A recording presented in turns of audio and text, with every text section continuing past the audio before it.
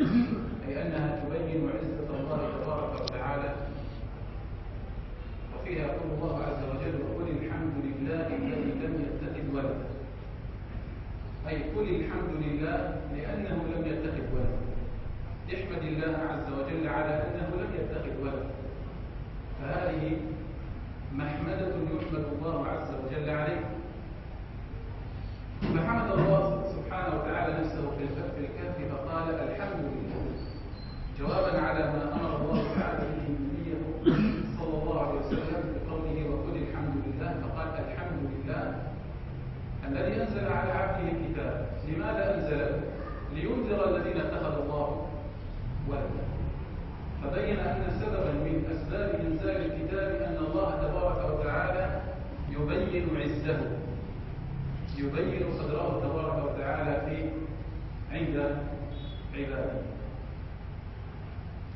وشرعنا في بيان قصة أصحاب الكهف الذين تركوا عبادة غير الله عز وجل ولجأوا وآووا إلى كهف يعصمهم من فتنة قومهم.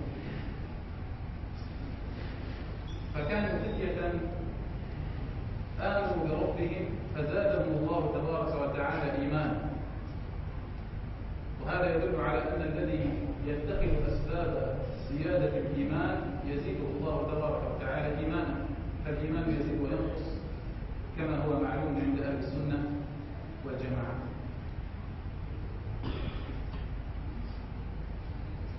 هؤلاء القوم وهؤلاء الفتية قاموا قومة الرجل الواحد وقالوا: ربنا رب السماوات والأرض لن ندعو من دونه إلها.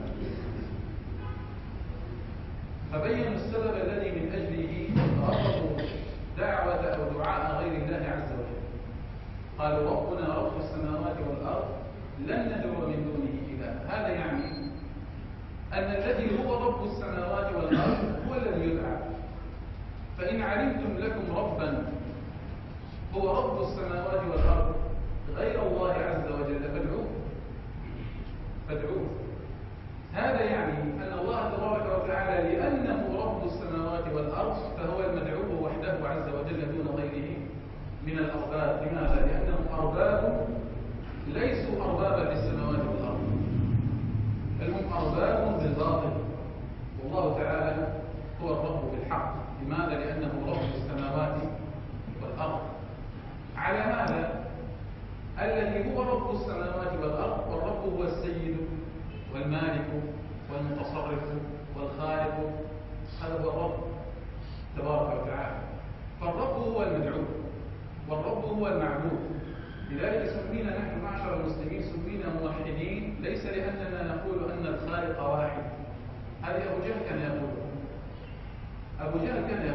يقول الخالق واحد والرازق واحد والمحيي واحد والمميت واحد. هذه أبو جهل كان يقول.